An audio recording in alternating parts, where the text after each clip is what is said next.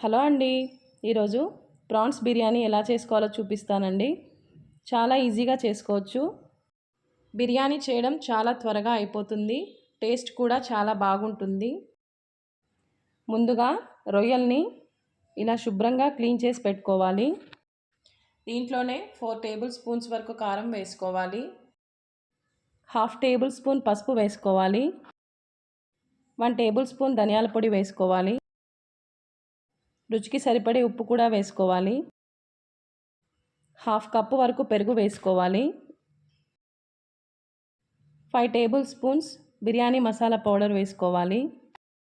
ఇప్పుడు ఒకసారి అన్నీ బాగా కలిసేలా కలుపుకొని పక్కన పెట్టుకోవాలి. ఒక గిన్నెలో 2 టేబుల్ స్పూన్స్ ఆయిల్ వేసుకొని బిర్యానీ మసాలాలు వేసుకోవాలి.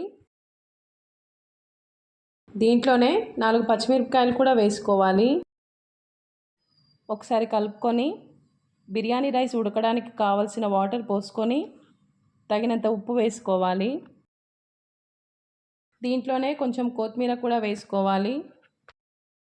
నీళ్ళు ఇలా బాగా మరుగుతున్నప్పుడు బిర్యానీ రైస్ని వేసుకోవాలి. బిర్యానీ రైస్ వేసిన తర్వాత ఒకసారి కలుపుకోవాలి. ఇలా పలుకు మీద ఉన్నప్పుడే రైస్ని తీసేసుకోవాలి. రైస్ ఇలా పొడి పొడిగా ఉన్నప్పుడే బిర్యానీ చాలా బాగుంటుంది. ఇప్పుడు ఒక గిన్నె తీసుకొని దాంట్లో ఆయిల్ వేసుకున్న తర్వాత ఇలా ఫ్రైడ్ ఆనియన్స్ వేసుకోవాలి. దీంట్లోనే 2 టమాటోస్ తీసుకొని ఇలా సన్నగా కట్ చేసి వేసుకోవాలి. టమాటోస్ మెత్తగా అయ్యేదాకా పెట్టుకోవాలి. తర్వాత కొన్ని జీడిపప్పుల్ని ఇలా సన్నగా కట్ చేసి వేసుకొని బ్రౌన్ కలర్ వచ్చేదాకా ఫ్రై చేసుకోవాలి. మనం ముందుగా కలిపి పెట్టుకున్న రొయ్యల్ని వేసుకొని ఒకసారి బాగా కలుపుకోవాలి.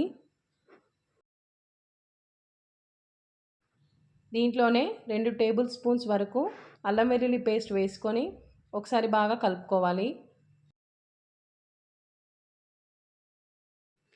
ఇప్పుడు రొయ్యలు ఆయిల్లో బాగా ఫ్రై అయ్యేదాకా పెట్టుకోవాలి. ఇలా ఆయిల్ పైకి వచ్చేదాకా రొయ్యల్ని ఉడికించుకోవాలి. రొయ్యలు ఉడికిన తర్వాత బిర్యానీ రైస్ని వేసుకోవాలి. బిర్యానీ రైస్ మొత్తం వేసిన తర్వాత ఇప్పుడు ఫ్రైడ్ ఆనియన్స్ వేసుకోవాలి.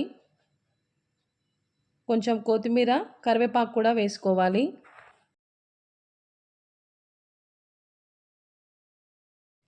ఇలా 2-3 స్పూన్ల వరకు నెయ్యి వేసుకోవాలి.